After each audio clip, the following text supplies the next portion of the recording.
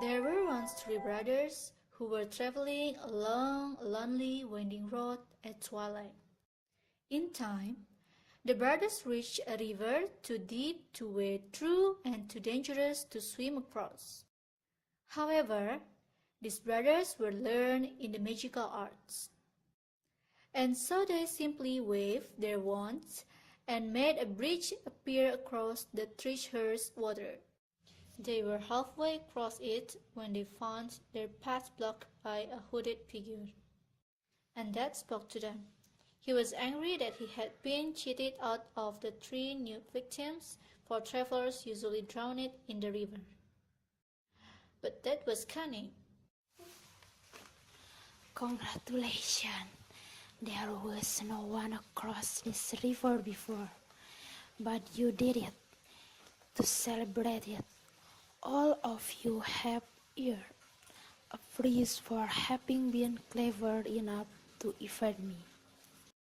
So the oldest brother, who was a combative man, said, I ask one that must always win duels for its owner, a one worthy of a wizard who had conquered death. So they crossed to an older tree on the banks of the river, fashioned a wand from a branch that hung there, and gave it to the oldest brother. I give you a wand from the elder tree. This would be the greatest one ever. That the second brother, who was an arrogant dead man, decided that he wanted to humiliate Dad still further. I ask the power to recall others from death. So Dad picked up a stone from the river bank and gave it to the second brother. This stone would have the power to bring back the dead. And the Dad asked the third and youngest brother what he would like. The youngest brother was the humblest and also the weakest of the brothers, and he did not trust Dad. I asked something that would enable me to go from that place without being followed by death. And Dad most unwillingly handed over his own cloak of invisibility.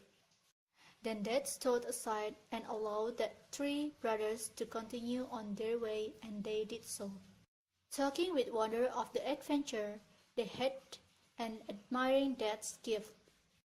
In due course the brothers separated, each for his own destination. The first brother traveled on for a week or more, and reaching a distant village, he sought of a fellow wizard with whom he had a quarrel. He said, I am the greatest wizard in the world. That very night, another wizard crept upon the oldest brother as he lay, when sudden, upon his bed, the thief took the wand. For good measure, slit the oldest brother's throat, and so did took the first brother for his own. Meanwhile, the second brother journeyed to his own home, where he lived alone. Here he took out the stone that had the power to recall the dead, and turned it thrice in his hand, to his amazement and his delight. The figure of the girl he had once hoped to marry before her ultimately death appeared at once before him. Oh, darling, you're back to me. Yet she was silent and cold, separated from him as touched by a veil. Darling, why are you so cold? Aren't you happy to meet me again?